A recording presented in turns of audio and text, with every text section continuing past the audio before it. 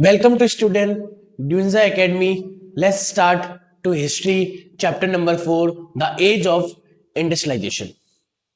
Let's start history chapter number 4, the age of industrialization. In this chapter we will discuss about what are the industrial period, what are the factories, how can factory was reached to next level, कैसे industries आगे जाएगी, industries कैसे क्या थी, factories का मतलब क्या होता है, इंडस्ट्रीज ही फैक्ट्रीज है या फैक्ट्रीज ही इंडस्ट्रीज है, हम इस चैप्टर में ये जानेंगे। यहां हमने जो आपके फर्स्ट पार्ट में लिखा हुआ है ईटी पॉल नाम का एक पब्लिशर था जिन्होंने लिखा है dawn of the century. Dawn of the century का मतलब है कैसे हम आगे दशकों तक बढ़ाएंगे, कैसे इंडस्ट्रियल पीरियड बढ़ेगा, फ्यूचर में कैसे रेलवे, रोड कंस्ट्रक्शंस, ब्रिज और बाकी चीजों का एक्सपांशन होगा, यहां हम वो जानेंगे। When we started the chapter, सबसे पहले आपको जानना पड़ेगा इंडस्ट्रियलाइजेशन का क्या मतलब होता है। हम जब भी फैक्ट्रीज और इंडस्ट्रीज को एक मानते हैं, बट बोथ और is very different features, different terms. Industries is also another terms and factories is also another term. What do understand? क्या इंडस्ट्रीज आने से पहले बिजनेस नहीं होते थे? क्या इंडस्ट्रीज आने से पहले ट्रेड नहीं होता था? क्या इंडस्ट्रीज आने से पहले मार्केट एक्सपांड नहीं हुआ था? तो हम इसके बारे में इस चैप्टर के फर्स्ट पार्ट में ये जानेंगे प्रोटो इंडस्ट्रियलाइजेशन क्या होता है। प्रोटो मींस पहले, इंडस्ट्रियलाइजेशन मींस उद्योग के इंडस्ट्रीज नहीं थी जब तक, उससे पहले कैसे वर्क करते थे। तो हम यहां लिखा हुआ एक प्रोटो इंडस्ट्रियलाइजेशन, आपके पेपर का सबसे इंपॉर्टेंट डेफिनेशन है the age of industrialisation chapter में। प्रोटो मींस पहले, इंडस्ट्रियलाइजेशन का मतलब है नए उद्योग। इट इज अ फेज, ये एक फेज था इंडस्ट्रियलाइजेशन का that was not based on factory system. एक ऐसा टाइम पीरियड जब इंडस्ट्रीज फैक्ट्री सिस्टम पे नहीं थी। बिफोर द कमिंग फैक्ट्रीज आने से पहले एक लार्ज स्केल इंडस्ट्रियल प्रोडक्शन होता था for an international market. This part, उस हिस्से को इंडस्ट्रियल हिस्ट्री के अंदर प्रोटो इंडस्ट्रियलाइजेशन बोला गया।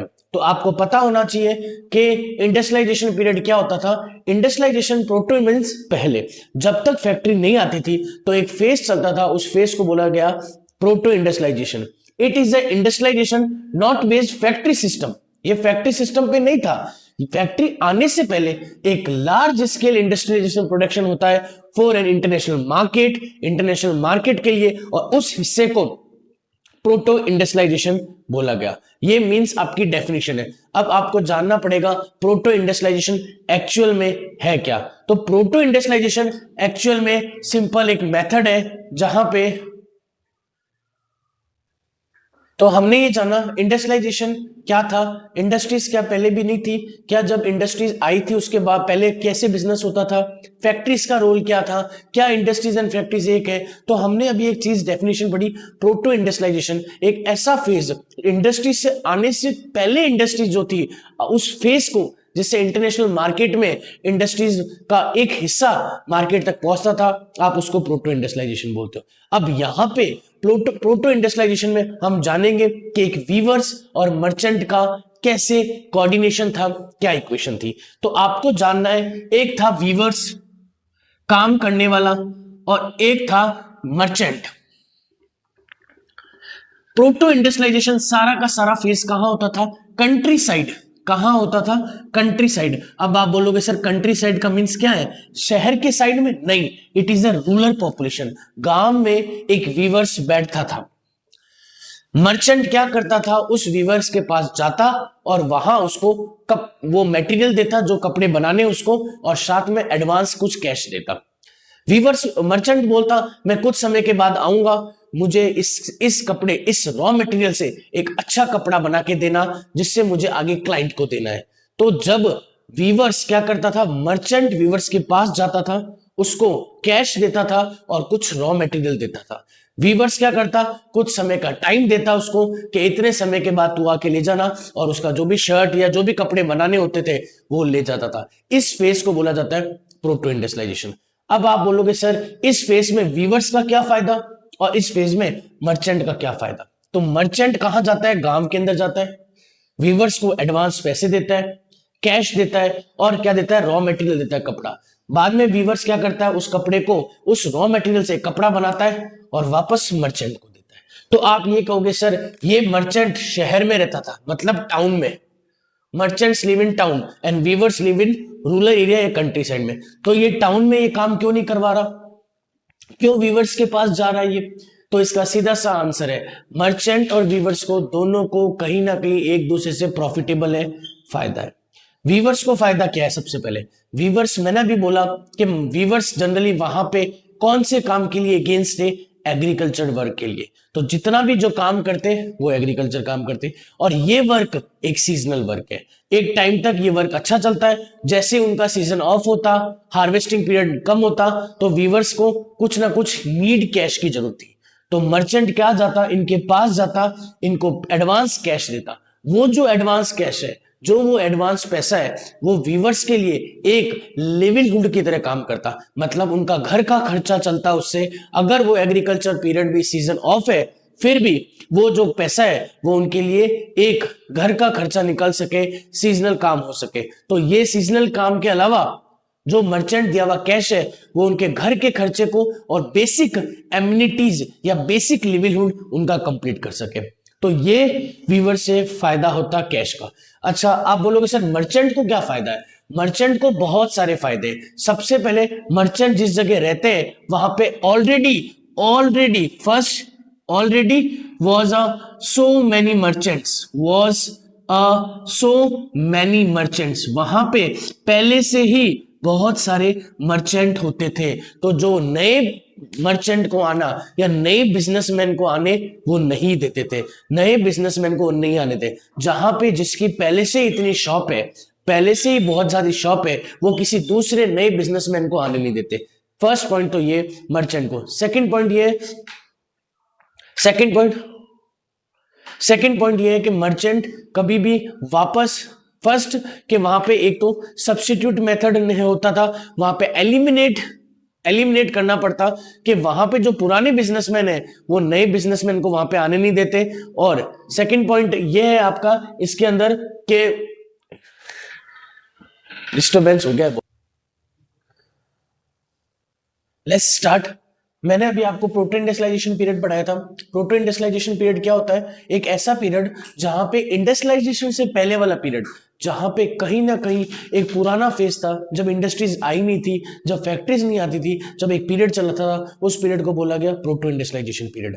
प्रोटो इंडस्ट्रियलाइजेशन पीरियड में क्या हुआ था कि जब वीवर्स एंड मर्चेंट के बीच का कोऑर्डिनेशन बताया था कि कैसे मर्चेंट वीवर्स के पास जाते थे। कंट्री साइड का मतलब है गांव के अंदर, कैसे मर्चेंट वीवर्स के पास जाते, इनको एडवांस कैश पेमेंट देते और थोड़ा बहुत रॉ मटेरियल देते, और उस रॉ मटेरियल से मर्चेंट्स क्या, ये वीवर्स क्या करते, एक अच्छा सा कपड़ा बनाते या शर्ट या कोई भी एक अच्छी ड्रेस बनाते। कुछ समय बाद ये वीवर्स को मर्चेंट को वापस बुला के वहां से अपना मटेरियल, जो भी शर्ट जो बनाया है वो लेके चले जाते। आप बोलोगे सर दोनों में फायदा क्या था? मर्चेंट को फायदा था कि मर्चेंट को एक सस्ते में काम मिल जाता, वो कंट्री साइड में वीवर्स को पैसे देता और उनसे काम। और वीवर्स का क्या काम था? वीवर्स एक छोटे लोग होते थे, गरीब लोग होते थे, मिडिल क्लास लोग होते थे, इनको अपना लिवलीहुड पूरा करने के लिए कहीं ना कहीं थोड़ा सा पैसा चाहिए होता था। क्योंकि ये एग्रीकल्चर है, वो एक सीजनल वर्क है, एक टाइम तक अच्छा था, बट एक समय के बाद ये सीजनल वर्क, एग्रीकल्चर वर्क का जब टाइम पीरियड कम नहीं होता, तब ये उस कैश से अपना लिवलीहुड कर सके थे। मर्चेंट का क्या? क्यों मर्चेंट गांव में जाते थे, क्यों मर्चेंट इनसे काम कराते थे? टाउन जहां मर्चेंट रहते थे, जो मेन था, वहां से क्यों नहीं करवाते? पहले मैंने बोला already was so many merchant, वहां पहले से बहुत सारे मर्चेंट थे। जो एग्जिस्टिंग मर्चेंट है वो न्यू मर्चेंट को आने नहीं देते, क्योंकि पहले से ही वहां पे क्या बना हुआ था?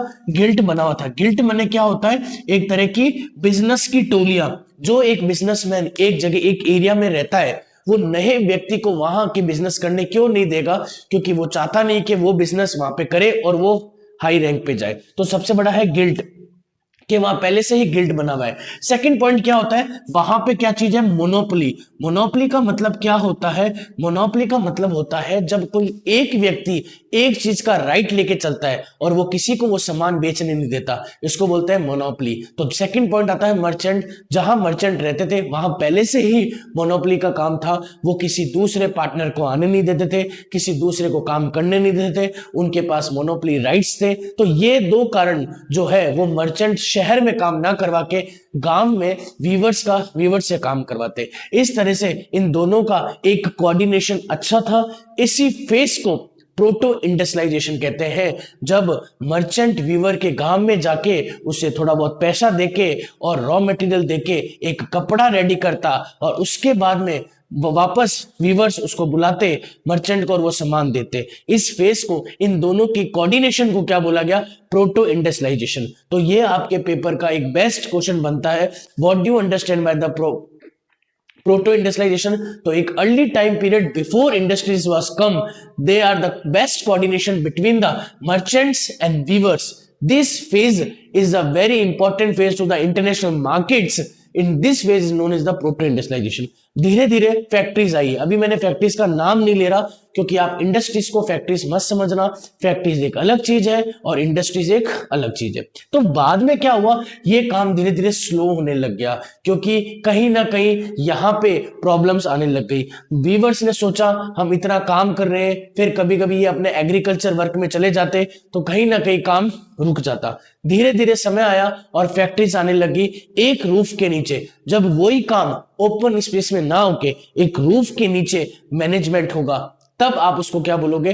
फैक्ट्री बोलोगे। तो एक सेकंड सेक्शन में हम चलते हैं। इसी के सेकंड सेक्शन में जहां हम यहां लिखेंगे, जब हम करेंगे the factories was come, factories आने लग गई। तो फर्स्ट फैक्ट्रीज का मतलब है मील शुरुआत होगी। तो इसके लिए आपके पास एक एरा आएगा, उस एरा को बोला गया cotton era, the first era of a symbol of a factory. जैसे आपके let's start to the factory came up, कैसे फैक्ट्रीज आना स्टार्ट हो गई। जो इससे नेक्स्ट फीचर से हम चलते हैं, फैक्ट्रीज केम अप, कि कैसे फैक्ट्रीज का सेशन शुरू हुआ। तो फैक्ट्रीज क्या होती है? जब हम प्रोटो इंडस्ट्रियलाइजेशन फेज पढ़ रहे थे तो हमने देखा सारा ओपन स्पेस है, कोई चीज एक रूफ के नीचे नहीं था, बट सारा का सारा मैनेजमेंट एक रूफ के नीचे आ जाएगा, एक बंद रूम में हो जाएगा, तब हम उसको फैक्ट्री बोलोगे। तो फर्स्ट फैक्ट्री जो स्टार्टेड क्रेडिट दिया जाता है वो है रिचर्ड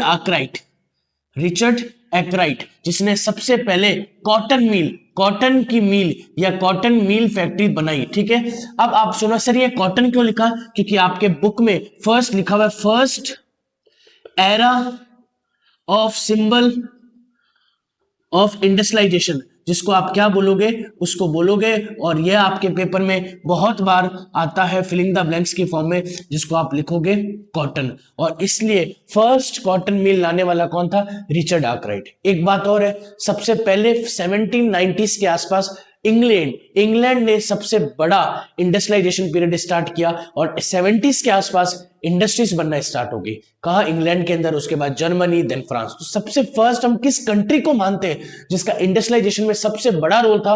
वो था इंग्लैंड। तो इसलिए इंग्लैंड ने कम से कम 3 million pounds cotton raw materials अपने पास मंगवाए, एक्सपोर्ट करवाए। क्यों मंगवाए? खाने के लिए तो मंगवाए नहीं, उससे कपड़े बनाने के लिए। तो एक टाइम था जब इंग्लैंड ने बहुत ज्यादा एक्सपोर्ट करवाया कॉटन, जिससे वो उससे कपड़ा बनाते और बाकी पूरे मार्केट में बेचते, पूरे मार्केट को कैप्चर करने के पीछे। तो ये इसलिए। और रिचर्ड आर्कराइट का नाम याद रखना, जिसने सबसे पहले कॉटन मिल बनाई।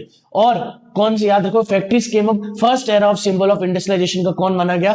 कॉटन। फर्स्ट कॉटन मिल किसने बनाई? Richard Arkwright. और सबसे पहले इंडस्ट्रियलाइजेशन फेज कहां पे आया? इंग्लैंड के अंदर।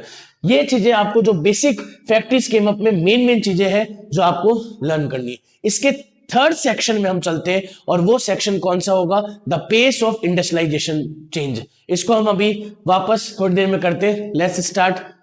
एज ऑफ इंडस्ट्रियलाइजेशन में हमने अभी तक क्या क्या पढ़ा? हमने इंडस्ट्रियलाइजेशन फेज का स्टार्टिंग पीरियड पढ़ा, हमने उसमें प्रोटो इंडस्ट्रियलाइजेशन, जो आपके बोर्ड्स के पॉइंट ऑफ व्यू से सबसे इंपॉर्टेंट टॉपिक है। प्रोटो इंडस्ट्रियलाइजेशन एक वो फेज था जब इंडस्ट्रीज, फैक्ट्रीज एक कंप्लीटली नई फॉर्म्ड हुई थी, जहां पे वीवर्स एंड मर्चेंट का डायरेक्ट कनेक्शन था। कैसे मर्चेंट कंट्री साइड में जाते, वीवर्स को कैश देते और रॉ मटेरियल देते, और बाद में वीवर्स उससे एक अच्छा कंटेंट बनाते, वो एक अच्छी ड्रेस बनाते, या कोई भी कॉटन का कोई भी काम कंप्लीट करके वापस मर्चेंट को देते। मर्चेंट कंट्री साइड क्यों जाते? क्योंकि मर्चेंट जहां रहते थे टाउन शहर के अंदर, वहां पहले से ही बिजनेस के गिल्ड्स बने हुए थे और वहां मोनोपोली बहुत चल रही थी। मोनोपोली का मतलब है जब एक ही व्यक्ति एक ही बिजनेस को करना चाहे और किसी को नहीं करने देता। वीवर्स को क्या फायदा था? वीवर्स को कैश फ्लो का फायदा था। वीवर्स एक एग्रीकल्चर सेक्टर से बैकग्राउंड थे, बट जब उनका हार्वेस्टिंग पीरियड और शोइंग पीरियड सीजनल ऑफ होता तो वो ये इससे काम करते और इससे थोड़ा बहुत जो पैसा है वो उनकी मीगल इनकम, छोटी कम इनकम जिससे उनका लिवलीहुड चलता, वो अपने घर के खर्चे निकालते। तो इनसे वीवर्स और मर्चेंट का एक डायरेक्ट कनेक्शन बनता था। ऐसे समय के साथ चलता रहा, बट एक टाइम आया जब ये टोटल इंडस्ट्रियलाइजेशन लॉन्ग टाइम तक नहीं चला, तब हमें फैक्ट्री लाना पड़ा। और फैक्ट्री का मतलब होता है जब एक रूफ के नीचे सारा मैनेजमेंट होगा, सुपरवाइजर, अकाउंटेंट और जो भी काम कर रहा है, जो भी कॉटन बनाने में काम कर रहा है वो है। इसके बाद हमने पढ़ा कि फैक्ट्रीज केम अप, कैसे फैक्ट्रीज आई, और हम इसके लिए एक सबसे इंपॉर्टेंट टॉपिक जाना, the first era of the symbol, कि सबसे पहला सिंबल क्या माना इंडस्ट्रियलाइजेशन। आप इंडस्ट्रियलाइजेशन की बात करोगे तो किस सिंबल को लेकर करोगे? तो कॉटन। कॉटन। और इस 17th सेंचुरी के आसपास, 17 टू 18 सेंचुरी के आसपास इंडस्ट्रियलाइजेशन सबसे पहले किस कंट्रीज में आया था? इंग्लैंड में। इंग्लैंड में इंडस्ट्रियलाइजेशन बहुत तेजी से बढ़ रहा था, और इसी के साथ रिचर्ड आर्कराइट नाम का व्यक्ति था जिसने फर्स्ट कॉटन मिल बनाई और एक तरह का फैक्ट्री का इन्वेंशन किया।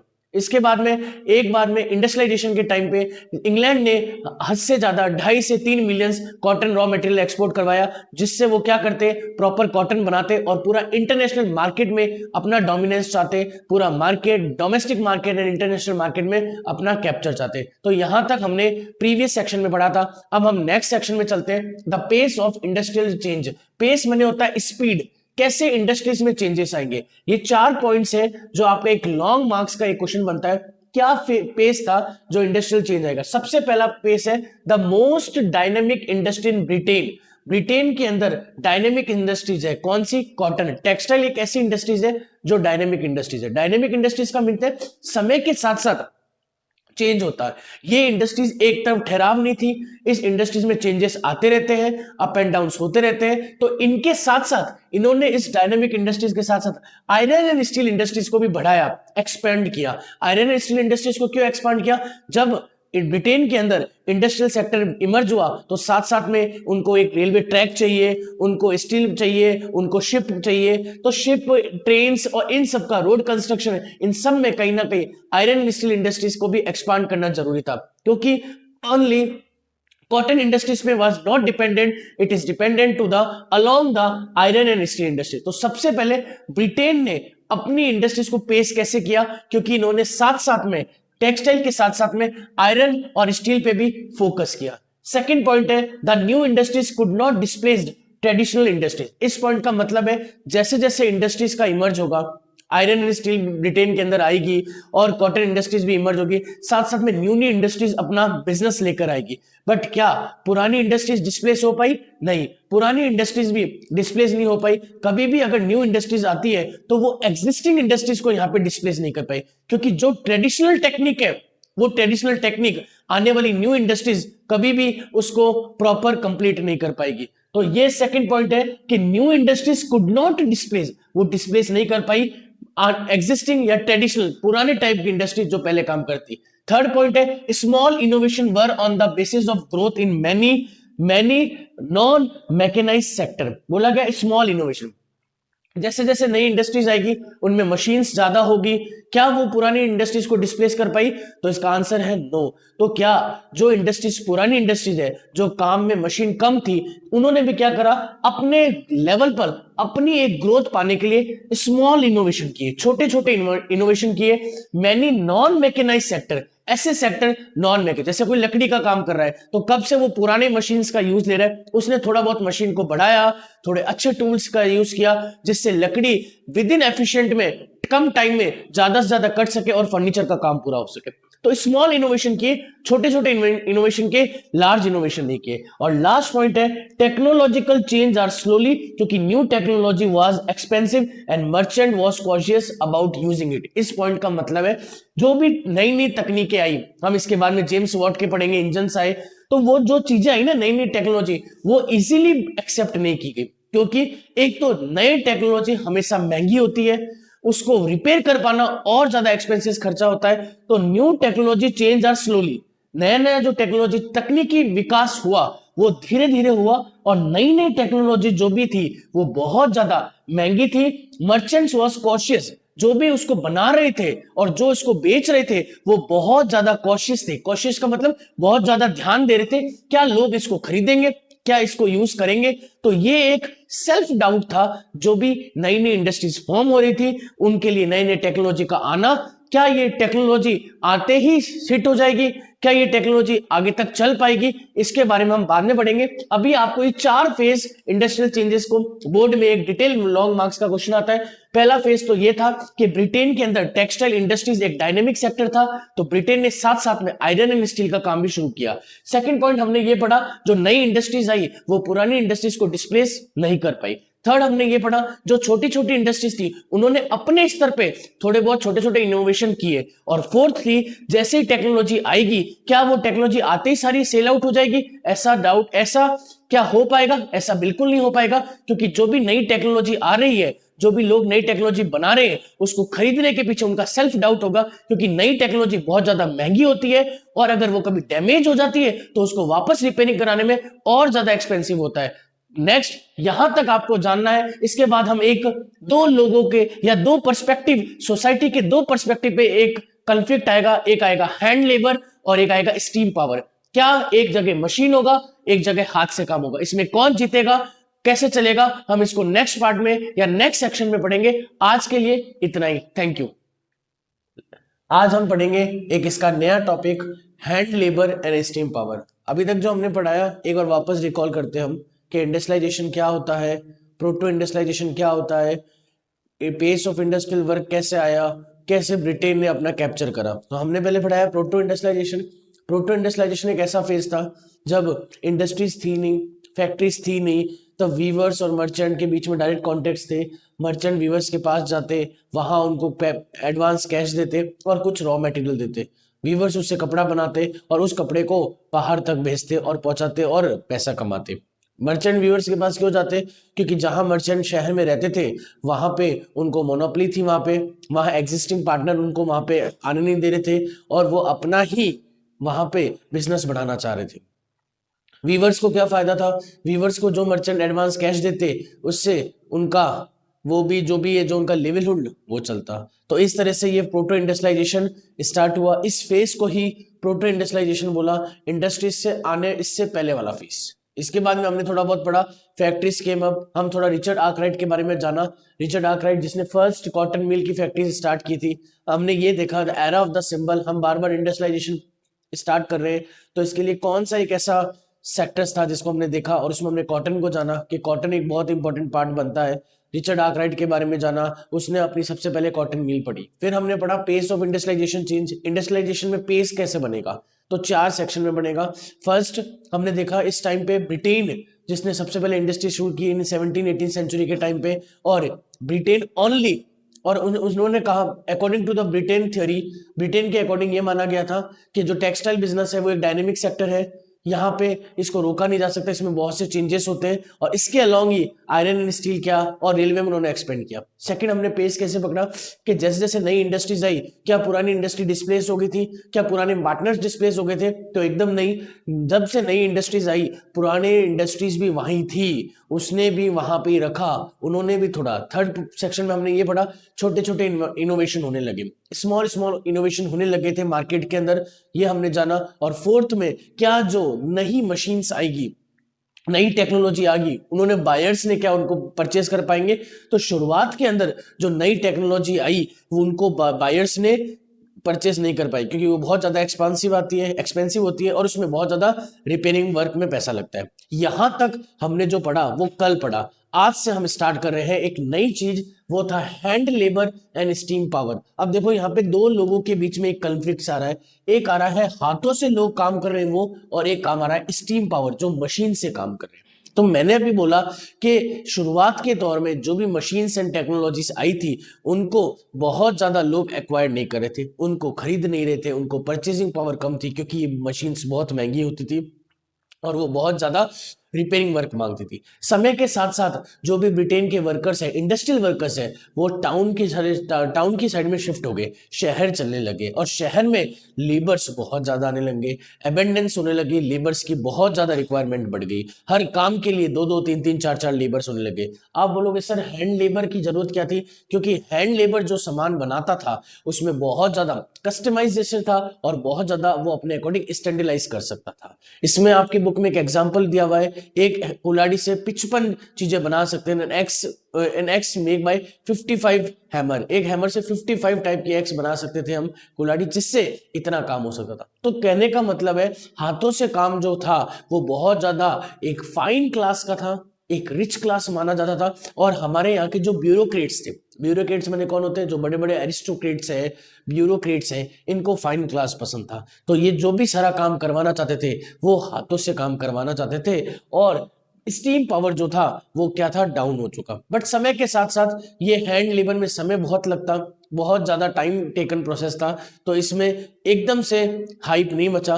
देन कुछ और भी चीजें आएगी। तो अभी तक आपने ये जाना कि हैंड लेबर और स्टीम पावर में क्या था, शुरुआत के दौर में लेबर्स की एमेंडेंस बढ़ गई थी, हाथों से काम करने वाला जो काम था वो बहुत ज्यादा फाइन था, स्टैंडर्डाइज था, कस्टमाइज था। कुछ बड़े बड़े लोग थे जो एरिस्टोक्रेट्स, ब्यूरोक्रेट्स थी, उनकी डिमांड थी हैंड लेबर को लेके, और वो स्टीम पावर को इतना सक्सेस नहीं मान रहे थे, वो महंगी थी, रिपेयरिंग पावर, रिपेयरिंग कॉस्ट उसमें बहुत लगती थी। तो स्टार्टिंग टाइम पे जब इंडस्ट्रियलाइजेशन इमर्ज हो रहा था तब इस चीज को लोगों ने वेलकम बहुत लेस इंथुजियाज्म से किया।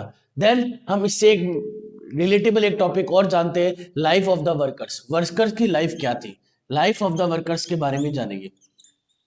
हमने अभी एक बात की थी कि लाइफ ऑफ द वर्कर्स के बारे में जानेंगे। हमने अभी ये कहा था कि हैंड लेबर की डिमांड ज्यादा बढ़ गई थी, सब कुछ हो गया था लेबर की, बट कहीं ना कहीं वर्कर्स की लाइफ जो थी ना वो बहुत ज्यादा हार्श रियलिटी थी। जो लोग एक जगह से दूसरी जगह जाते काम के लिए तो वहां उनको काम मिलता नहीं, और जो काम मिलता जिनके रिलेटिव्स है, जिनके रिलेशंस है, जिनका कीन रिलेशन है, जिनके अच्छे कॉन्टेक्ट्स हैं, उनको मिलता। बाकी लोग क्या करते, बाकी लोग पूरी रात सड़कों पे खड़े रहते काम के लिए, उनको काम मिलता नहीं, कहीं कहीं तो प्रोलॉन्ग टाइम पीरियड तक उनको काम नहीं मिलता। और कहीं ना कहीं कुछ बहुत सी हार्श रियलिटी के कारण हर एक को कॉन्टेक्ट्स इतने अच्छे थे नहीं कि सबसे ज्यादा काम मिल जाए। तो वर्कर्स की लाइफ बहुत ज्यादा हार्डशिप में गई, वर्कर्स की लाइफ बहुत ज्यादा प्रॉब्लमेटिक रही। तो और एक और जो आपके बुक के अंदर है शॉर्ट नोट, वो है स्पेनिंग जेनी। अब आप बोलोगे सर स्पेनिंग जेनी क्या थी? स्पेनिंग जेनी नाम की एक मशीन थी जो इंडस्ट्रियलाइजेशन में इंट्रोड्यूस हुई। ये याद रखना, इसका भी ये एक बहुत है, जेम्स व्यक्ति है, उसने ये इंट्रोड्यूस की थी, जेम्स हैगरगे, इसने ये इंट्रोड्यूस की थी 1734 के अंदर, जिसने कहीं ना कहीं क्या करा, एक बहुत लेबर्स का काम, इतने लेबर्स का काम या 100 लेबर्स का काम, 150 लेबर, 50 लेबर्स का काम ये खुद एक मशीन एक झटके में कर लेती। तो इसलिए यहां लेबर्स की कमी कम हो गई, क्योंकि ये स्पेनिंग जेनी जो था वो बहुत एफिशिएंट काम आया, स्पिनिंग करने में, धागा बनाने के लिए, कपड़े बनाने के लिए। तो आप तो अगर अभी तक ये जो है hand labour and steam power, ये नॉर्मल आपको याद रखना, इतना कोई इंपॉर्टेंट क्वेश्चन बनता नहीं है, लाइफ ऑफ द वर्कर्स पे बनता नहीं है। फर्स्ट क्वेश्चन हमने जाना प्रोटो इंडस्ट्रियलाइजेशन, सेकंड हमने वो क्वेश्चन जाना इंडस्ट्रियल में कैसे पेश आया, और थर्ड आपको इस पे शॉर्ट नोट याद रखना स्पेनिंग जेनी पे। स्पेनिंग जेनी एक डिवाइस थी या एक मशीन थी जो हद से ज्यादा लेबर्स का काम इजी करती थी और स्पिनिंग करती, धागे बनाने का काम करती, और मोर लेस टाइम पे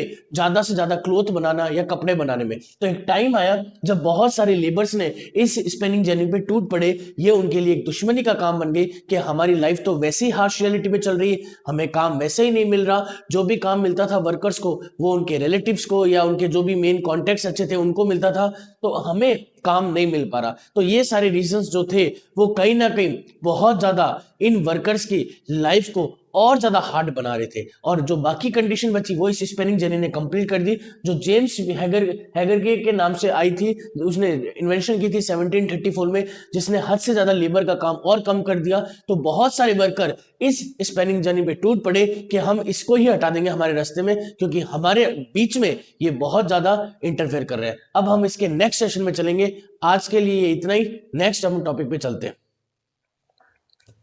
let's start to next topic, the industrialisation in the colonies. इसका मतलब है कि जो देश कॉलोनीज थे, जो देश गुलाम थे, वो अपना इंडस्ट्रियलाइजेशन फेज कैसे स्टार्ट करेंगे।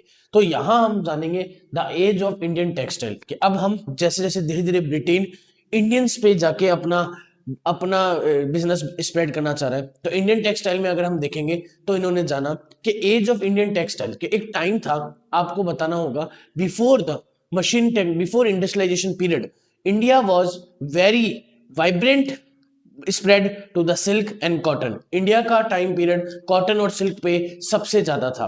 सिल्क एंड कॉटन पे इंडिया का जो भी डोमिनेंसी थी इंटरनेशनल मार्केट पे बहुत ज्यादा हाई थी, और ब्रिटेन को ये चीज सही नहीं लगी, क्योंकि दो तरह के कॉटन थे, एक था कोर्सर कॉटन और एक था फाइन कॉटन।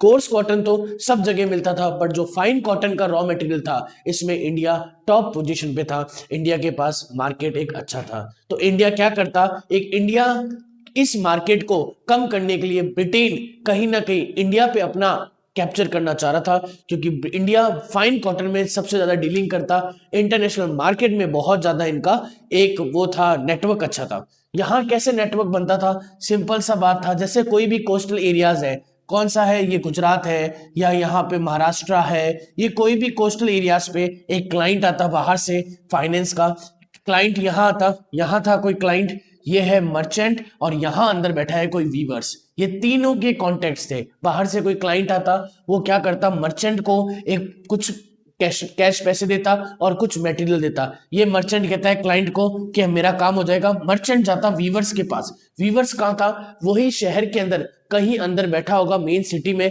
और मर्चेंट वीवर्स के पास जाता कि भाई ये पैसा पकड़, ये मुझे चाहिए 4 दिन में, मुझे ये कंप्लीट करना है। तो मर्चेंट और वीवर्स का कोऑर्डिनेशन बनता, और मर्चेंट का कोऑर्डिनेटर क्लाइंट, तो मर्चेंट एक तरह का मीडिएटर था, मर्चेंट वीवर को भी जानता था और मर्चेंट क्लाइंट को भी जानता था, क्लाइंट मर्चेंट से बात करता, मर्चेंट वीवर से बात करता। तो इस तरह का एक वाइब्रेंट फाइनेंशियल नेटवर्क बना हुआ रहता था इंडिया में, 1750s तक ऐसे ही चला था, 1750s तक। उसके बाद में क्या हुआ, यूरोपियंस आए, और यूरोपियंस ने क्या करा, पूरा का पूरा इनका मार्केट छीन लिया। यूरोपियंस ने आते ही सारी पावर्स अपने अंडर में लेने की सोची, तो यूरोपियंस ने जैसे पावर सोची तो उसमें दो चीज, यूरोपियंस ने सबसे पहले तो एक लिया मोनोपोली, उन्होंने क्या करा, मोनोपोली किया कि जब हम बिजनेस करेंगे तो सिर्फ हम ही बिजनेस करेंगे। जब वो आए थे ब्रिटेन से तो कहा अपनी क्वीन से कि हमारे बाद में कोई यहाँ आ न सके और ये बिजनेस को कंप्लीट करे, इसी को बोलते हैं मोनोपोली। सेकंड क्या था, जो उन्होंने एग्जिस्टिंग पोर्ट्स थे, पुराने पोर्ट्स थे, उसको एलिमिनेट करके न्यू पोर्ट्स बनाए। अब आप बोलोगे सर एग्जिस्टिंग पोर्ट कौन से थे, सूरत एंड हुगली, और इसके बाद में नए पोर्ट्स कौन बने, बॉम्बे एंड कोलकाता, बॉम्बे एंड कलकत्ता। तो ये जो थी, ये सिर्फ ये आपके न्यू पोर्ट्स है, आपके पेपर में आएगा एक क्वेश्चन आ सकता है कि ये तो था ओल्ड पोर्ट और ये था न्यू पोर्ट। तो आपके पेपर में क्लियर आ सकता है कि जब यूरोपियंस के पास एक पॉलिटिकल पावर गेन हुई थी, तब उन्होंने उस समय जो पुराने पोर्ट थे उनका नाम क्या था, सूरत एंड हुगली, और न्यू पोर्ट्स कौन से थे, बॉम्बे एंड कलकत्ता। तो आपको ये चीज ध्यान रखनी है कि जब यूरोपियंस आए तो उन्होंने अपने अकॉर्डिंग बिजनेस करने को सोचा। वो शुरुआत में तो बिजनेस के प्रोस्पेक्टस से आए थे, बट समय के साथ साथ उसने सोचा हम कैसे करके यहाँ पॉलिटिकल पावर गेन कर लेंगे। तो हम इसके आगे जानेंगे कि वीवर्स के साथ क्या होता है कि जब यूरोपियंस ईस्ट इंडिया कंपनी यहाँ आई थी इंडिया के अंदर, तो उनका माइंडसेट क्या था एक इंडस्ट्रीज को लेके, वहां वो इंडियंस के लोगों को देखती, उनको क्या सीख थी, और वीवर्स के इसमें क्या क्योस, इसमें वीवर्स की स्थिति कैसी थी लाइफ को लेके। तो हमने इसके अंदर जाना कि एज ऑफ इंडस्ट्रियल टेक्सटाइल बहुत अच्छा था, कि भारत के अंदर जो रॉ मटेरियल था कॉटन का वो बहुत अच्छा मिलता था, और वैसा रॉ मटेरियल पूरे विश्व में कहीं नहीं था। तो ब्रिटेन ने सोचा इंडिया में चलते हैं, वहां से ज्यादा रॉ मटेरियल, मैंने स्टार्टिंग में बताया था कि ब्रिटेन ने बहुत सारा 2.5 मिलियन पाउंड्स क्या करा था, रॉ मटेरियल एक्सपोर्ट करवाया था। वो क्यों करवाया था, अपनी इंडस्ट्रीज को और ज्यादा एक्सपांड करने के लिए। वही चीज यहाँ पे बोला गया है कि कैसे एक वाइब्रेंट नेटवर्क बनता है क्लाइंट्स, मर्चेंट एंड वीवर्स को लेके। क्लाइंट्स मर्चेंट से डील करता है, मर्चेंट वीवर से डील करता है। और क्या क्या चीजें थी, 1750s का जब टाइम आया था, यहां तक इंडिया का सब कुछ सही चल रहा था, बट जैसे जैसे यूरोपियंस आए तो यूरोपियंस ने क्या करा, मोनोपोली बनाई, सूरत एंड हुगली को ओल्ड पोर्ट बोला और बॉम्बे एंड कलकत्ता को न्यू पोर्ट बनाया, और जो भी एक्सिस्टिंग बिजनेस पार्टनर है उनको एलिमिनेट करा और अपना बिजनेस स्टार्ट किया। तो इस साइड से ये सारी एक पूरा प्रॉपर इंडस्ट्रियलाइजेशन का फेज बहुत अच्छे से तेजी से बढ़ रहा है। हम इसके नेक्स्ट सेक्शन में जाएंगे जो आपके लिए एक बहुत इंपॉर्टेंट पॉइंट बनता है, what happens to the weavers. Weavers के साथ क्या हुआ था, यहां देखो मैंने प्रोटो इंडस्ट्रियलाइजेशन में बताया था वीवर्स और मर्चेंट का डायरेक्ट कांटेक्ट था। अब हम जैसे जैसे आगे चल रहे हैं तो मर्चेंट का डायरेक्ट कांटेक्ट क्लाइंट से हो गया, और क्लाइंट्स का डायरेक्ट कांटेक्ट वीवर से नहीं होगा, क्लाइंट वीवर से बात नहीं करेगा। ये जो मर्चेंट है ये कहां थे, ये पोर्ट सिटीज में रहेंगे। अब पोर्ट सिटीज कौन सी है, गुजरात, महाराष्ट्र, केरला, ये सारी पोर्ट सिटीज है। यहां मर्चेंट होगा, क्लाइंट्स का होगा, कोई बाहर से आएगा, वो मर्चेंट को ये कहेगा भाई मुझे इतना काम करना है, ये तू कैश पकड़, मुझे इतनी चीजें बनानी है। मर्चेंट कहाँ जाएगा? अंदर जाएगा वीवर्स के पास। कहाँ अंदर? गुजरात के अंदर शहर में, जैसे महाराष्ट्र गया तो पुणे में मर्चेंट होगा, पुणे के आसपास नागपुर में मर्चेंट होगा, तो यहाँ वो इसको ये चीजें देगा कि मुझे इतने दिन में या इतने हफ्ते में कपड़े बनाने ये चाहिए एकदम, क्योंकि क्लाइंट्स को ये चाहिए, क्लाइंट्स इसको पैसा देगा, ये इसको तो इस तरह से एक नेटवर्क चेन बनता है, एक फाइनेंशियल चेन बनता है, जिससे इंडिया का टेक्सटाइल बढ़ता रहा। ये चला 1750s तक चला, 80s तक चला। इसके बाद में कहीं ना कहीं यूरोपियंस मार्केट आए, उन्होंने अपनी मोनोपोली स्टार्ट कर दी, पुराने पोर्ट को एलिमिनेट करके न्यू पोर्ट में चेंज किया। आपको ये जानना जरूरी है, ये बहुत इंपॉर्टेंट है। पुराने पोर्ट्स कौन कौन से? सूरत एंड हुगली। और न्यू पोर्ट्स कौन से बने? बॉम्बे एंड कलकत्ता। तो ये एक आपके क्वेश्चन बनता है वेरी शॉर्ट का, या 2 मार्क्स का बन जाता है। इसके नेक्स्ट सेक्शन में हम पढ़ेंगे। आज अभी इतना ही। Thank you. Let's start to next. मैंने अभी वही टॉपिक चल रहा था, age of industrialisation. Age of industrialisation हमने पढ़ा था कैसे इंडिया में एक अच्छा कॉटन, एक फाइन कॉटन की डिमांड थी, बहुत ह्यूज डिमांड थी, बाहर तक डिमांड थी, क्योंकि कोर्स कॉटन की डिमांड तो पूरे देश में मिल रहा था, पर जो फाइन कॉटन था वो इंडिया के अंदर मिलता है। फिर हमने कैसे एक फाइनेंशियल नेटवर्क बताया, वीवर्स, मर्चेंट एंड क्लाइंट्स का, वो भी यहाँ स्टार्ट किया था। ये जब तक था जब तक 1750 तक political powers, east India company नहीं आई थी, और जब तक पॉलिटिकल पावर्स गेन नहीं करने के वो प्रोस्पेक्टस से आई थी 1750 में। और हमने देखा कि जब ईस्ट इंडिया कंपनी आई तो उन्होंने पुराने पोर्ट सिटीज थे जो सूरत एंड हुगली, उनको नए एलिमिनेट करके न्यू पोर्ट सिटीज बनाया, बॉम्बे एंड कलकत्ता, और उसको अपना ट्रेड में स्टार्ट किया था। देन हमने पढ़ा था what happens to the weavers. Weaver के साथ बहुत ज्यादा प्रॉब्लम थी, वीवर्स को काम नहीं मिलता था, स्पेनिंग जेनी आ गई थी, बहुत सारे शॉर्टेज होने लगे थे। और यहाँ जब ईस्ट इंडिया कंपनी आई, उन्होंने पॉलिटिकल पावर स्टार्ट गेन करी, तो वीवर्स की लाइफ में कैसे फर्क पड़ा। अब यहाँ आपको ये जरूर पढ़ना है, before east India company political power and after east India company political power. ये कहने का मतलब है जब ईस्ट इंडिया कंपनी शुरुआती दौर में आई थी 1780s के आसपास, 1778 के आसपास, तो east India company only business prospectus से आई थी, क्योंकि यूरोप के अंदर फाइन कॉटन रॉ मटेरियल की बहुत ज्यादा डिमांड बढ़ गई थी। और जैसे इंडिया में लोग वहां से आना जाना बहुत ज्यादा एक्सपेंसिव पड़ता, उनका वो एक्सपोर्ट करवाना बहुत महंगा पड़ता, टैक्स बहुत ज्यादा पड़ता, और इंडियंस के लोग बहुत ज्यादा प्राइस मांगते। तो इन्होंने सोचा कि हमें हमारे बिजनेस को एक्सपांड करने के लिए हमें कोई भी ईस्ट इंडिया कंपनी को बाहर भेजना। तो हम पोर्टुगीज आए, फिर उसके बाद ग्रीस आए, फिर उसके बाद डच आए, इस तरह से एक ईस्ट इंडिया कंपनी पार्टी आती रही। तो इन्होंने कहा ये सब अपने सबसे पहले कहाँ जाते थे? लोकल कोर्ट्स में। लोकल कोर्ट्स में जाके मोनोपोली लेते कि जब हम कोई ऐसा बिजनेस करें तो हमारे पीछे कुछ नहीं आना। तो क्या हालत हुई थी कि जब east India company political power नहीं थी और जब east India company political power बन गई व्यूअर्स की, देखो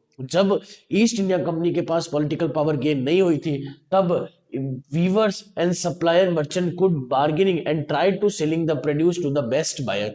जो वीवर्स था वो सामान को बेचता और ऐसी हाई प्राइस में बेचता जब तक उनको एक ऐसा अच्छा बायर नहीं मिल जाता। वो बार्गेनिंग करते नहीं थे, और क्योंकि वीवर्स को कोई नीड नहीं थी, मर्चेंट को नीड्स थी उसके रॉ मटेरियल को खरीदने की, उस कॉटन मटेरियल को खरीदने की। मर्चेंट को नीड थी, वीवर्स को कोई नीड नहीं थी। तो जो भी दोनों के बीच में होता, वीवर्स कोई बार्गेनिंग सुनता नहीं, और जो भी सामान देता वो बहुत ज्यादा महंगा देता। तो एक टाइम पे वीवर्स डोमिनेंस करता था मर्चेंट पे। बट वही जब पॉलिटिकल पावर गेन कर ली थी ईस्ट इंडिया कंपनी, तो सारा का सारा खेल चेंज हो गया।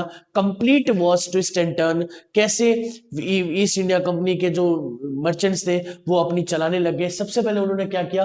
First eliminated existing partner. कहने का मतलब है जब ईस्ट इंडिया कंपनी ने पॉलिटिकल पावर गेन के प्रोस्पेक्ट से, गेन के पॉइंट ऑफ व्यू से जब उन्होंने स्टार्ट किया, तो उन्होंने क्या किया? सबसे पहले जो एग्जिस्टिंग पार्टनर, ट्रेडिंग पार्टनर थे, उनको हटाया कि वो उनका ट्रेड करने का तरीका अलग था, हमारे ट्रेड करने का तरीका अलग था। तो जो पुराने पार्टनर है, ट्रेड पार्टनर, उसको रिमूव करो, उनको हटाओ। सेकंड पॉइंट आता है इट वाज अपॉइंटेड गुमास्ता। ये बहुत ज्यादा इंपॉर्टेंट चीज है। गुमास्ता क्या था? एक तरह का पेड सर्वेंट था जो ईस्ट इंडिया कंपनी के द्वारा अपॉइंटेड था।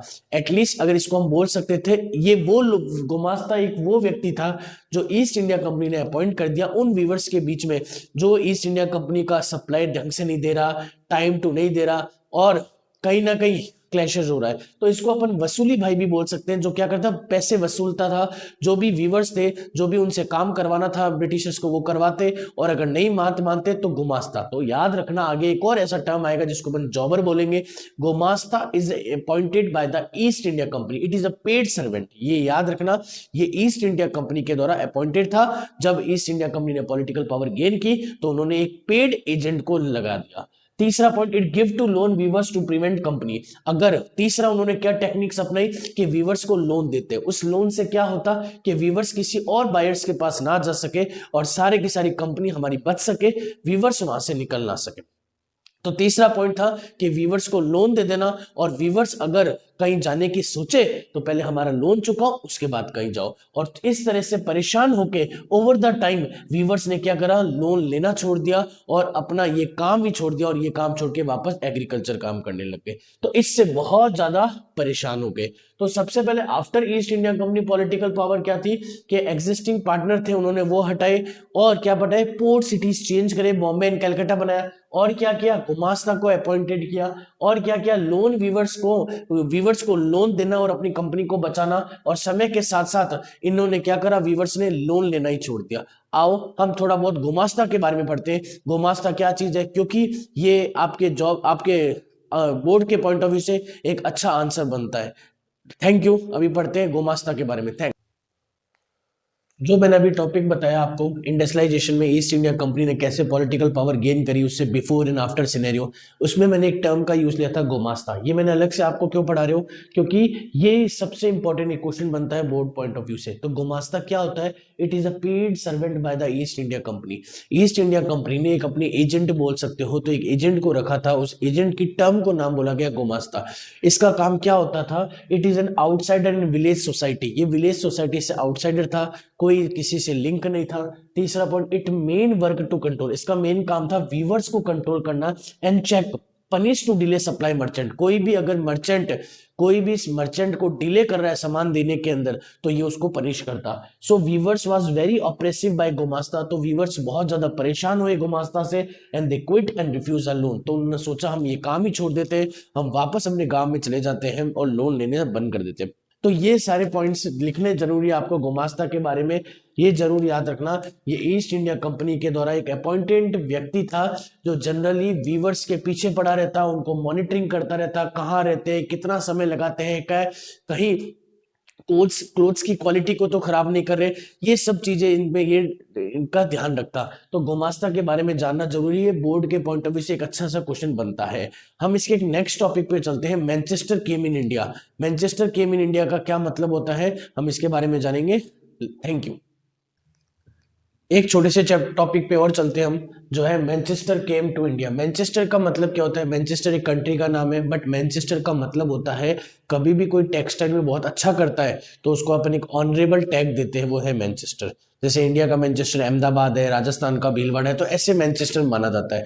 तो यहाँ है मैनचेस्टर। कैसे मैनचेस्टर इंडिया के अंदर आ रहा था, तो ये रहा ब्रिटेन, ये रहा इंडिया। एक सबसे 1772 के अंदर इस चैप्टर में हेनरी पोलो नाम का व्यक्ति, जो ये कहता है कि जैसा इंडिया के अंदर फाइन रॉ मटेरियल मिलता है वो पूरे वर्ल्ड में नहीं मिलता। तो इससे जो ब्रिटिशर्स का जो एक्सपोर्ट था वो बहुत डिक्लाइन हो रहा था, क्योंकि इंडिया की जो सप्लाई है वो बहुत तेजी से लोगों तक पहुंच रही थी। तो जैसा इंडिया में रॉ मटेरियल था वो कहीं और नहीं मिलता, तो ब्रिटेन ने अपनी गवर्नमेंट से बोला कि जैसे इंडिया यहाँ पे अगर सप्लाई कर रहा है तो इस पे क्या कर लगा दो, ट्रेड बैरियर लगा दो, या मींस टैक्स लगा दो। तो जो इंडिया 100 रुपए की चीज है वो ब्रिटेन में जाके 150 रुपए की चीज होगी, और वहां पे लोग खरीदेंगे नहीं, जिससे क्या होगा, महंगा पड़ेगा उस चीज को। तो ब्रिटेन ने अपनी गवर्नमेंट, ब्रिटिश गवर्नमेंट से कहा कि इंडिया पे ट्रेड बैरियर लगा दो। इससे क्या होगा, एक और चीज है, एक टाइम था जब ब्रिटेन कॉटन लेता था अमेरिका से, और अमेरिका के अंदर एक टाइम आ गया सिविल वॉर। इस सिविल वॉर के कारण क्या हुआ, ब्रिटेन ने कहा अब ये सप्लाई कहां से ले, तो हम इंडिया पे देखते हैं, इंडिया का भी रॉ मटेरियल बहुत अच्छा था। तो वैन अमेरिका से, जब तक अमेरिका से ले रहा था उससे तो बेस्ट है, पर जब अमेरिका में सिविल वॉर आया, अमेरिका ने कॉटन की सप्लाई बंद कर दी, तो ब्रिटेन ने इंडिया की ओर देखा और इंडिया से रॉ मटेरियल मंगाने लग गया, क्योंकि जैसा इंडिया के पास रॉ मटेरियल था वैसा पूरे देश में किसी के पास नहीं था। सबसे पहला पॉइंट तो ये था। तो ब्रिटेन ने क्या करा, अपनी गवर्नमेंट से, ब्रिटिश गवर्नमेंट से बोला कि इंडिया से जो सामान आ रहा है उस पर आप टैक्स लगा के उसकी रेट को बढ़ा दो, जिससे क्या होगा, हमारे यहाँ के लोकल प्रोड्यूसर्स उनको आगे मौका मिल पाएगा और वो अपने मार्केट को एक्सपांड कर पाएंगे। उससे क्या होगा, वो आगे फिर हम सामान को बेच पाएंगे। तो ब्रिटेन ने ये किया और इंडिया का मार्केट, इंटरनेशनली मार्केट जो है इंडिया का, वो छीन लिया। जब इंटरनेशनल मार्केट इंडिया का चला गया तो अब बोला क्या करें, ब्रिटेन ने वहां पे बहुत सारे अपने कॉटन से अच्छे रॉ मेट कपड़े बना लिए, सबको दे दिए, सेल आउट कर दिए, बेच दिए। तो बोला अब क्या करें, अब ब्रिटेन ने बोला कि हम क्या करेंगे, एक्सपोर्ट करेंगे। कहाँ एक्सपोर्ट करेंगे, इंडिया के अंदर। तो ब्रिटेन ने क्या करा, इंडिया में एक्सपोर्ट करने चला गया। तो इस तरह से इंडिया ने सोचा कि चलो हमारा इंटरनेशनल मार्केट चला गया, हम डोमेस्टिक मार्केट में अच्छा कैप्चर कर लेते हैं। इस तरह से ब्रिटेन ने क्या करने लग गया, अपना एक्सपोर्ट करने लग गया। और एक्सपोर्ट करते करते ब्रिटेन ने इंडिया का डोमेस्टिक मार्केट भी एक्वायर कर लिया। तो इस तरह से इंडिया का इंटरनेशनल मार्केट भी गया और इंडिया का डोमेस्टिक मार्केट भी चला गया। और इस तरह से मैनचेस्टर केम टू इंडिया, हम इस कहानी को बोलते हैं। और भी बहुत सारी प्रॉब्लम्स आई थी, जैसे आपको पता है कि इंडिया के पास जो रॉ कॉटन था, वो रॉ मटेरियल वो बहुत कम था। मैंने शुरुआती में बताया था आपको एक टॉपिक में कि कैसे ब्रिटेन एक्सपोर्ट करवाता रॉ मटेरियल इतना सारा 1.5 मिलियन पाउंड। बट अब इंडिया के पास कॉटन बहुत कम था और जो कॉटन था उसकी प्राइस बहुत ज्यादा एक्सॉर्बिडेंट प्राइस थी। तो ये सारी जो प्रॉब्लम्स थी वो इंडिया को सफर करनी पड़ रही थी और ब्रिटेन ने उनका international market and domestic market भी छीन लिया। बस थैंक यू। इसके बाद हम नेक्स्ट पार्ट में इसके आगे के कैसे इंडिया के अंदर फैक्ट्रीज आती है, इंडिया के एंटरप्रेन्योर्स के बारे में जानेंगे। और एक दो टॉपिक बचे जो आपके इंपॉर्टेंट टॉपिक बनते हैं, वो हम बाद में पढ़ेंगे नेक्स्ट पार्ट में। Thank you. नमस्ते बच्चों, हमने वापस स्टार्ट करते हैं। हमने पहले पढ़ा था, हमने जो इसके पहले जस्ट टॉपिक हमने क्लियर किए थे, अब उसके बाद में हम गुमास्ता पढ़ा हमने। फिर अब आज हम फैक्ट्रीज के बारे में पढ़ेंगे कि जो फैक्ट्रीज कैसे आई थी। हमने पहले, इससे पहले कैसे मैनचेस्टर केम इन इंडिया आता है, हेनरी पोरो के बारे में जानते हैं, कैसे इंटरनेशनल मार्केट, हमारा लोकल मार्केट जो ब्रिटेन है, हमारा domestic market and international market capture करता है। इसके बाद में एक टॉपिक आता है फैक्ट्रीज केम इन इंडिया। अब भारत के अंदर भी बहुत ज्यादा फैक्ट्रीज का एक्सपांशन होने लग गया। तो फर्स्ट फैक्ट्री बनी थी हमारे भारत के अंदर, फर्स्ट कॉटन मिल, कॉटन की मिल स्टार्ट हुई 1854 के अंदर, जो आपको पता होनी चाहिए कहाँ, बॉम्बे के अंदर। आपको ये टॉपिक्स ही पढ़ने हैं। Then first spinning and weaving mill, पहली स्पिनिंग होता है जैसे धागा बनाते हैं ना, पर वो धागा बनाने वाली, और वियरिंग मिल कहाँ बनी, मैड्रास में। तो ये आपको ध्यान रखना है। तीसरा पॉइंट आता है, तो ये आपको 1 मार्क्स, ये जो सेक्शन है ये आपका 1 मार्क्स बनता है और 1 मार्क्स इसमें बहुत अच्छे से आते हैं। तो ये नेक्स्ट अपन एक टॉपिक आता है अर्ली एंटरप्रेन्योर्स। अर्ली एंटरप्रेन्योर्स मतलब ऐसे लोग जिन्होंने बहुत ज्यादा पैसा की फंडिंग की इंडिया के अंदर और ज्यादा फैक्ट्रीज का एक्सपांशन करवाया।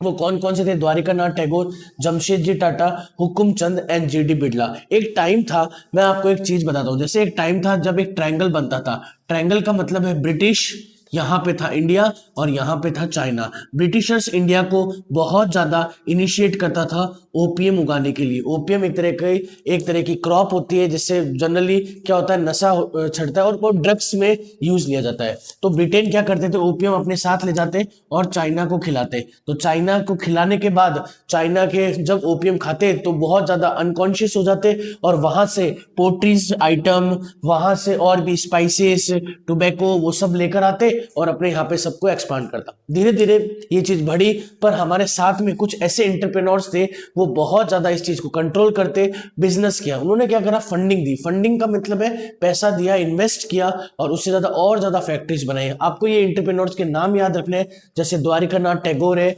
जमशेदजी नुसरतजी टाटा है, हुकुम चंद है और जीडी बिड़ला। इन 4 एंटरप्रेन्योर्स का आपको ओनली नाम रखना है। अब आप बोलोगे सर ये बिजनेसमैन बने कैसे, ये पहले एक जूनियर प्लेयर्स की तरह थे। जूनियर प्लेयर्स का मतलब ब्रिटिशर्स के बहुत बड़े ऐसे लोग जिनको कैसे ट्रेडिंग में कंसाइनमेंट रिक्वायर करना है, पैसा कहां से उठाना है, पैसा कहां लगाना है, किस जगह अपने बिजनेस को बढ़ाना है, उनके साथ रहते थे ये। It is a junior brothers. आपकी बुक में लिखा हुआ है प्रॉपर एक लाइन, ये एंटरप्रेन्योर्स बने कैसे, क्योंकि ये जूनियर लोग थे, ये उनके साथ रहते थे, घूमते थे, उनके पूरे बिजनेस पर्पस को ये समझते थे। इसके बाद में क्या करते थे, ये उनको देख देख के उस चीज को अडॉप्ट किया और सोचा कि हम भी इससे फाइनेंस कमाएं। तो ये ओल्ड जूनियर्स ब्रदर्स थे, उन्होंने उनके साथ रह के, जो सीनियर्स है अपने साथ रह के, उनका पूरे काम को अडॉप्ट किया और उसके बाद में एक अच्छे एंटरप्रेन्योर्स बने। तो बस आपको इसमें क्या ध्यान में रखना है, एक तो फर्स्ट कॉटन मिल ध्यान में रखनी है, एक आपको फर्स्ट स्पिनिंग मिल याद रखनी है और 4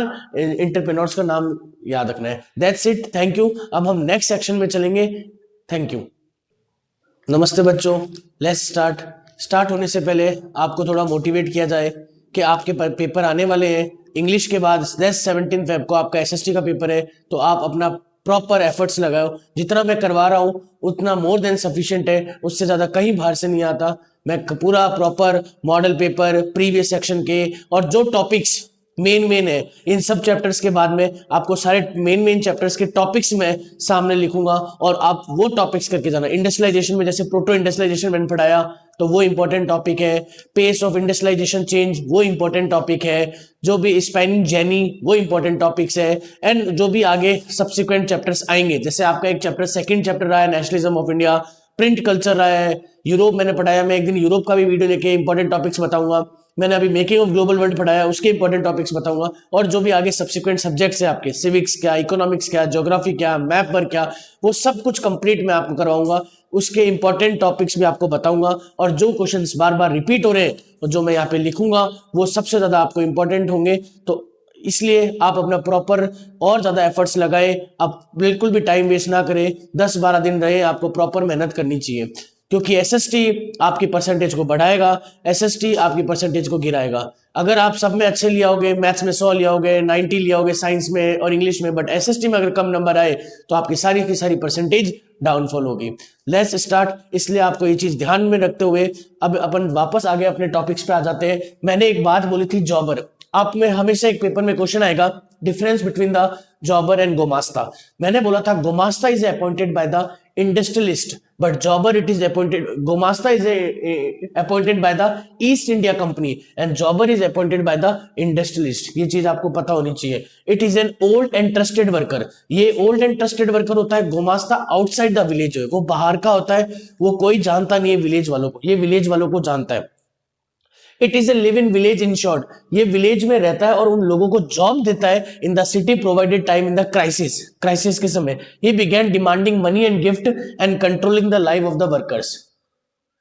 आप सोच रहे होंगे ये जॉबर कहां टॉपिक में आ गया, तो मैंने बोला था नए नए अर्ली एंटरप्रेन्योर्स फैक्ट्रीज एक्सपांड करेंगे। तो फैक्ट्रीज में क्या होता है, फैक्ट्रीज में रखने के लिए जॉब चाहिए होती है। अब फैक्ट्रीज में कैसे जॉब रहेगी इनके पास, तो वहां होता है एक व्यक्ति होता है और उस व्यक्ति का नाम है जॉबर। ये फैक्ट्रीज, अब आपके एक सेकंड टॉपिक है, where come from the factory, कहां से आते हैं ये फैक्ट्री वर्कर्स। तो जैसे महाराष्ट्र में कोई फैक्ट्री है तो आसपास के शहरों, नियर बाय द सिटी, जैसे रत्नागिरी से आ गया, जैसे पुणे से आ गया, जैसे नागपुर से आ गया, यहां से महाराष्ट्र में जो वो आते हैं, जो वर्कर्स आते हैं, तो उसी में क्या चीज होता है, एक आता है जॉबर। ये जॉबर का काम ये होता है कि फैक्ट्री में वर्कर्स को एक काम दिलाने का काम होता है। ये जॉबर एक जस्ट लाइक का एजेंट होता है जो वर्कर्स को काम दिलाता है फैक्ट्री के अंदर, जिससे इजीली मिलता है। अब आप, मैंने गुमास्ता भी पढ़ाया और मैंने फैक्ट्री में बताया। एक क्वेश्चन डेफिनेटली आता है, डिफरेंस बिटवीन द गुमास्ता एंड जॉबर। तो जॉबर क्या होता है, it is appointed by the industrialist. ये उद्योगों से बना हुआ है, जो बड़े बड़े इंडस्ट्रीज है ना वो अपॉइंट करते हैं। दूसरा, it is an old and trusted worker. ये पुराने और ट्रस्टेड वर्कर्स होते हैं, मतलब ये उन गांव वालों को जानता अच्छे से, उन पे ट्रस्ट करता है। तीसरा point, he is live in village. ये गांव के अंदर रहता है और इंश्योर करता है, इंश्योर माने विश्वास दिलाता है कि एक जो जॉब है, help them in the city, जो भी शहर में रह रहे हैं, और provided time in the crisis, और क्राइसिस के समय उनकी मदद करना।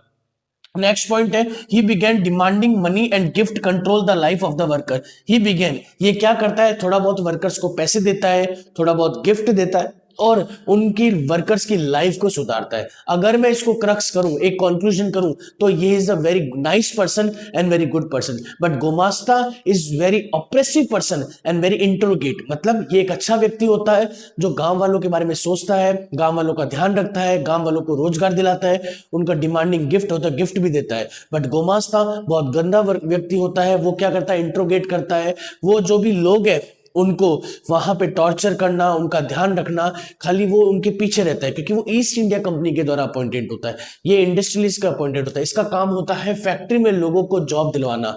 तो ये एक बहुत इंपॉर्टेंट टॉपिक रहा आपका, जिसमें आपको मैंने बताया जॉबर का काम क्या होता है, और वर्कर्स, इनका काम होता है वर्कर्स लेकर आना। वर्कर्स कहाँ लाएंगे, जहां फैक्ट्री होगी, जैसे कोई राजस्थान या बीकानेर में कोई फैक्ट्री, तो आसपास देशनोक हो गया, डूंगरगढ़ हो गया, यहाँ से वर्कर आएंगे। जैसे महाराष्ट्र में फैक्ट्री है तो कहाँ से वर्कर्स आएंगे, नागपुर हो गया, पुणे हो गया, रत्नागिरी हो गया, यहाँ से। वैसे ही यहाँ पे, और वो लेकर कौन आएगा, वो जॉबर के द्वारा अपॉइंटमेंट किया जाएगा। जॉबर एक तरह का इंडस्ट्रियलिस्ट होता है। फिर वापस रिपीट करता हूँ, एक इंडस्ट्रीज है जो अपॉइंट करता है, जॉबर एक अच्छा ओल्ड एंड ट्रस्टेड वर्कर होता है जो विलेज के सब लोगों को जानता है, ये लोगों को इंश्योर करता है कि उनको अच्छी जॉब मिलेगी, उनको अच्छा रहन सहन मिलेगा, शहर में अच्छा उसको पैसा मिलेगा। जब उसका क्राइसिस, कभी कोई वीवर्स के कोई काम करने के टाइम अगर अकाल आता है, क्राइसिस आता है, तो उनकी मदद करता है। He began demanding money to control the life, और कभी कभी वो क्या करता है, उनको गिफ्ट देता है और पैसा देता है। तो यहाँ पे ये टॉपिक कंप्लीट होता है। हम नेक्स्ट इसके सेकंड लास्ट टॉपिक के चलते हैं जो भी थोड़ा बहुत इंपॉर्टेंट है, peculiarities of the industrial growth. कैसे इंडस्ट्रियल ग्रोथ में क्या पेक्युलरिटीज होती है, पेक्युलरिटीज का मतलब समझेंगे, पेक्युलरिटीज क्या होती है, और क्या इंडिया और इंग्लैंड के बीच में क्या पेक्युलरिटीज है, इसके बारे में ध्यान रखेंगे। इंडिया, पेक्युलरिटीज का मतलब होता है बदलाव। क्या बदलाव आ रहा है, बदलाव में चेंजेस। पेक्युलरिटीज का मतलब है जो काम वो कर रहे हैं वो हम नहीं करेंगे। मतलब ब्रिटिशर्स अगर थ्रेड में काम करते हैं या फैब्रिक में काम करते हैं तो हम यार्न में काम करेंगे या थ्रेड्स में काम करेंगे, मतलब हम वैसा करेंगे। तो कहने का मतलब है पेक्युलरिटीज के बारे में क्या क्या अलग चीजें वो हम ध्यान रखेंगे। तो बच्चों वापस स्टार्ट करते हैं टॉपिक, जो आपका सेकेंड लास्ट टॉपिक है, द एज ऑफ इंडस्ट्रियलाइजेशन का मीन्स है the peculiarities of industrial growth. देखो पेक्युलरिटीज का मतलब है कि ऐसी क्या चीज है जो ब्रिटिशर्स कर रहा है हम उस जगह जाएंगे नहीं, क्योंकि हम कंपटीशन नहीं चाहते। कंपटीशन का मतलब है अगर ब्रिटिशर्स वो चीज करेंगे तो हम उस चीज को नहीं करेंगे। तो पेक्युलरिटीज का मतलब हम उस चीज से अलग क्या करना, this is the peculiarities word का मतलब है। तो पेक्युलरिटीज का मतलब होता है कुछ अलग चीज करना इन द इंडस्ट्रियल सेक्टर में, कुछ अलग करना किसके अंदर, इंडस्ट्रियल ग्रोथ में। अगर हमने फर्स्ट पॉइंट लिखा Indians produce course cotton yarn rather than fabric, अगर ब्रिटिशर्स फैब्रिक में डील कर रहे हैं तो हम किस में करेंगे, कोर्स कॉटन यार्न में डील करेंगे रादर देन फैब्रिक। अगर ब्रिटिशर्स फैब्रिक अच्छा बना रहे हैं हम कोर्स कॉटन, क्योंकि हमारा फाइन कॉटन तो अच्छा ही है, हम कोर्स कॉटन को और अच्छा इंप्रूव करेंगे जिससे ज्यादा से ज्यादा मार्केट तक पहुंचे। फर्स्ट पॉइंट ये। सेकंड पॉइंट है जैसे जैसे स्वदेशी मूवमेंट स्टार्ट हुआ हमने क्या करा, बॉयकॉटेड फॉरेन गुड्स, हमने बाहर के गुड्स को कंप्लीट मना कर दिया और खादी, जो आपने सुना होगा, स्वदेशी मूवमेंट को चलाया। नेक्स्ट है Japanese market was a flooded, Japanese market भी बहुत तेजी से फ्लडेड हो गया। तो एक क्वेश्चन आता है क्या ब्रिटिशर्स ने अपनी खोई हुई मैनचेस्टर वापस रीऑक्यूपाई कर पाया कि नहीं, क्योंकि जब ब्रिटिशर्स वॉर में बिजी था तो हमने वापस अपना जो पुराना मार्केट है वो कैप्चर कर लिया, हमने बहुत से चीजों को, टेक्सटाइल बिजनेस को और बढ़ाया। नेक्स्ट टॉपिक है small scale industries was reflected, मतलब छोटी छोटी इंडस्ट्रीज, वो industries when you go through the payment या when we pass through the roads they can buy lanes, and जो lanes सड़कों में गलियों में वो इंडस्ट्रीज वो ओपन होने लगी जिसको आप पहले देखते नहीं थे। तो small scale industries was reflected. Then Indian textile market was another regain and reoccupied, बोला गया इंडिया ने अपना टेक्सटाइल मार्केट जो खोया था इंटरनेशनल डोमेन उसको वापस रीगेन किया और वापस रीऑक्यूपाई किया। और लास्ट में एक इंपॉर्टेंट टॉपिक आपके बुक में शॉर्ट नोट दे रखा है, फ्लाइट शटल। फ्लाइट शटल भी एक मैकेनिकल डिवाइस है moved by the ropes and the pulls, एक ऐसी मैकेनिकल डिवाइस जो रोप्स के थ्रू, रस्सियों के थ्रू चलती है और पुल्स के थ्रू चलती है, जिसने बहुत सारे लेबर्स का काम एक साथ कर दिया। मतलब अगर आप एक टेलर वाली गट्टी लगाओगे तो वो 1000 या 100-150 कपड़े बना सकती है। ये काम था फ्लाइट शटल का। तो फ्लाइट शटल इसमें अच्छे से पढ़ना है। बाकी ये पॉइंट्स है जिसमें ये बोला गया पेक्युलरिटीज का मतलब है कि हम ब्रिटिशर्स से अलग क्या करेंगे। तो थैंक यू। अब हम एक लास्ट, इस चैप्टर के लास्ट सेक्शन में चलते हैं, markets for goods, how was goods. नमस्ते बच्चों, अब in the age of industrialisation के अंतिम दौर पे आ गए और इसका last section and last topic, how markets for goods. जो भी हमने अभी तक इंडस्ट्री चीज में बनाई है तो अब उसको बेचना है, तो बेचने के लिए लास्ट आपका जो टॉपिक है हाउ मार्केट फॉर गुड्स, कैसे मार्केट्स को, मार्केट में उस गुड्स को उतारेंगे। तो सबसे पहला पॉइंट है one way to new consumer are created through the advertisement. सबसे पहले एक नए कंज्यूमर को लाने के लिए हम सबसे बड़ी एक मेथड का यूज लेते हैं जिसका है एडवर्टाइजमेंट। जितना ज्यादा उस चीज का एडवर्टाइजमेंट करेंगे उतना ज्यादा वो चीज जल्दी बिकेगी, उस चीज को ज्यादा से ज्यादा हम क्या करेंगे, लोगों के बारे में लाएंगे, उसको दिखाएंगे और एडवर्टाइजमेंट से बहुत जल्दी हमारे सामान को जल्द से जल्द लिया जाएगा। नेक्स्ट है इट अपीयर, हम उसको कहां कहां दिखा सकते हैं, हम उसको न्यूज़पेपर में दिखा सकते हैं, हम उसको मैगजीन्स में दिखा सकते हैं, बड़े बड़े होर्डिंग्स में दिखा सकते हैं, और स्ट्रीट वॉल में, जो गलियों में दीवारें होती है सड़कों पे, वहां दिखाना। Third point, if Manchester, selling a clothes, अगर कोई मैनचेस्टर नाम का मैनचेस्टर है क्लोथ को सेल करता है तो वो manufacture name of the company to buyer, जो बायर सामान खरीद रहा है उस पर नाम लिख देगा, मैन्युफैक्चर अपनी कंपनी का नाम लिख देगा। इससे क्या होगा, इससे जो कंज्यूमर है खरीदने वाला उसके माइंड का परसेप्शन चेंज हो जाएगा। उसने कहा वाह ये मैनचेस्टर है, ये बाहर की प्रोडक्ट है तो अच्छा हुआ, ये ब्रांडेड होगी, इस पे कोई सवाल नहीं उठ पाएगा। तो लिखा हुआ गया व्हेन अ बायर सॉ, जब कोई खरीदने जाता है सामान और वो इस पे ये देखता है मेड इन मैनचेस्टर, ये याद रखना मेड इन मैनचेस्टर से बना हुआ है, so they expected feel confident to buying cloth, तो उसको एकदम कॉन्फिडेंट फील होता है और वो क्लोथ्स खरीद लेता है। और क्या क्या तरीके होते हैं, image of Indian god and goddess appear to the label, कभी आपके बुक के अंदर दे रखी है एक साबुन, इस सोप के अंदर आपको इमेज गॉड एंड गॉडेस की क्या दे रखी है, फोटो दे रखी है। अब साबुन के अंदर एक भगवान की फोटो देने के पीछे क्या परसेप्शन हो सकता है कि शायद भगवान भी इस साबुन से नहाते होंगे और वो प्योर होते होंगे, तो हम भी अगर ये साबुन का यूज करेंगे तो हम भी अंदर से इंटरनली प्योर हो जाएंगे। तो ये भी एक साबुन बेचना या सोप बेचने का एक एडवर्टाइजमेंट का तरीका है। नेक्स्ट है फेमस पर्सोनेज, फेमस पर्सोनेज जो बड़े बड़े वीर योद्धा होते हैं, नवाब होते हैं, एडॉन एडवर्टाइजमेंट, एडॉन का मतलब होता है सजाना, उनको भी एडवर्टाइजमेंट के थ्रू कोई भी प्रोडक्ट पे फोटो लगा दी जाती है, जिससे कैलेंडर्स में आपको कोई सी फोटो दिखती है कि when the product was used by the king, अगर वो प्रोडक्ट कोई किंग के द्वारा यूज किया जा रहा है तो उसकी क्वालिटी पे कभी भी सवाल नहीं उठाया जा रहा। तो ये सारे तरीके, जैसे आप अपने घर पे जाते हो, सामने दीवार पे हैंगिंग वॉल पे टी शॉप पे लटका हुआ रहता है एलआईसी का कैलेंडर या कोई भी एलआईसी पॉलिसी का कैलेंडर, तो आप उसको डेली देखते हो, तो एक दिन होगा कि आपका माइंड परसेप्शन चेंज हो जाएगा, आप वहां एलआईसी में जाओगे और उस पॉलिसी को खरीदने के लिए आपका माइंड शेप करेगा। तो ये सारे जो मेथड्स हैं आपके, वो मेथड्स है कैसे मार्केट बेचा जाता है, मार्केट में सामान को कैसे बेचा जाता है, तो ये पॉइंट्स आप कर लो तो मोर देन इनफ इस टॉपिक में। यही क्वेश्चन बनता है हाउ मार्केट्स फॉर गुड्स, कि मार्केट में किसी सामान को उतारना है तो उसको कैसे बेचेंगे।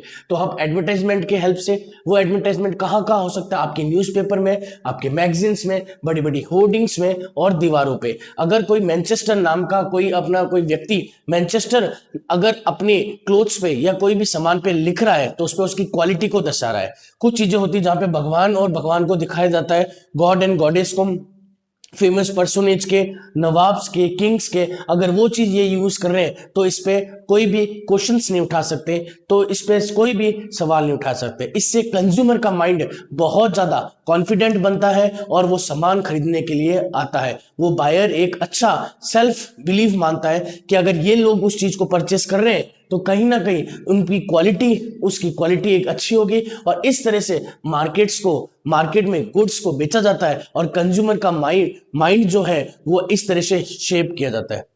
तो यहां के साथ आपका द एज ऑफ इंडस्ट्रियलाइजेशन पूरा चैप्टर कंप्लीट होता है। ये चैप्टर आपके बोर्ड के पॉइंट ऑफ व्यू से मोर देन इनफ है।